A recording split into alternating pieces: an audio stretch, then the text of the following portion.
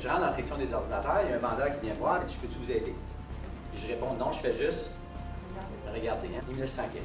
Je m'adonne à rentrer chez Apple Store. Quand j'entre, il y a un vendeur qui m'approche, sensiblement la même approche, mais meilleure, question ouverte. Au lieu de « Je peux-tu vous aider? » Comment je peux vous aider? Mais je réponds à peu près la même chose. Mais il reste là. Il dit quel genre d'ordinateur vous regardez. C'est quoi la différence entre ces deux représentants-là? Est-ce qu'on peut dire que le premier connaissait moins son produit que le deuxième? Je sais pas. En fait, on ne le sait pas. Hein? On pourrait le dire, mais on ne le sait pas parce que l'autre ne s'est pas rendu là. Comment tu peux avoir le plus grand nombre de rétro-bâtons et le plus grand nombre de toucheuses? Ils essayent tout. Il disait même au catcher, au receveur, ça ne donne rien d'être là, je vais frapper. Alors, il ne disait pas ce ballon bizarre, je ne suis pas sûr, et ainsi de suite. Donc, ils essayaient tout. En les essayant tout, il a fini qu'une moyenne à vie de 0.3, peu importe les fichiers, qui donne à peu près, grosso modo, 1 sur 3, qui est excellent au baseball. C'est aussi une très bonne moyenne en vente. Des fois, je fais des farces avec les directeurs des banques, je leur pose la question, combien il y a de vendeurs chez vous?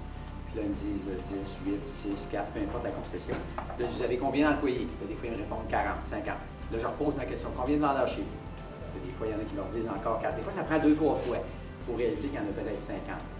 Tous les gens qui travaillent chez nous devraient, en principe, représenter un petit peu de la concession. Puis oui, si on leur en parle, ils devraient être capables de soit dire des choses ou référer quelqu'un. Là, l'équipe de soir est arrivée, puis on dit quoi ça va, 11? Ah, c'est le nombre de panneaux qu'ils ont fait aujourd'hui. Fait qu'eux autres ont travaillé leur chiffre la nuit, ils ont barré ça, puis ils ont marqué 12. Ils ont parti de 10 à 12, qui était une production normale depuis des années. Puis ils ont monté à l'intérieur de cette piscinette à 16 et même jusqu'à 18 panneaux par chiffre. La seule chose qui ont changé, c'est la mesure. Ils ne nous ont pas donné de meilleurs outils, ils ne nous ont pas donné de formation, ils ne nous ont pas montré être meilleurs, ils ont juste mesuré sans même mettre une chose. C'était qui le meilleur directeur que tu as eu dans ta vie? Et là, on pense à une personne, et là, je leur dis qu'est-ce qui faisait différent à ces gens-là, pourquoi vous l'avez élu comme étant le meilleur coach?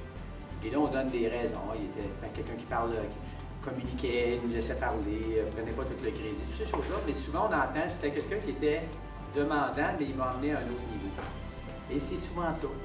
Un coach dans la Ligue nationale, c'est tous des professionnels, c'est tous des joueurs qui gagnent leur argent avec ça, c'est tous des joueurs qui devraient être hyper motivés. Mais il reste que si le coach ne dit pas qu'il y a une pratique, il y en a quand même qui vont se pratiquer, il y en a qui n'iront pas. Il va dire, tant mieux, on a des vacances. Un client satisfait va le dire à 3, puis un client insatisfait va le dire à 10. Hein? Vous avez déjà entendu des chiffres semblables à ça. C'est encore vrai aujourd'hui, ça, vous? Oui.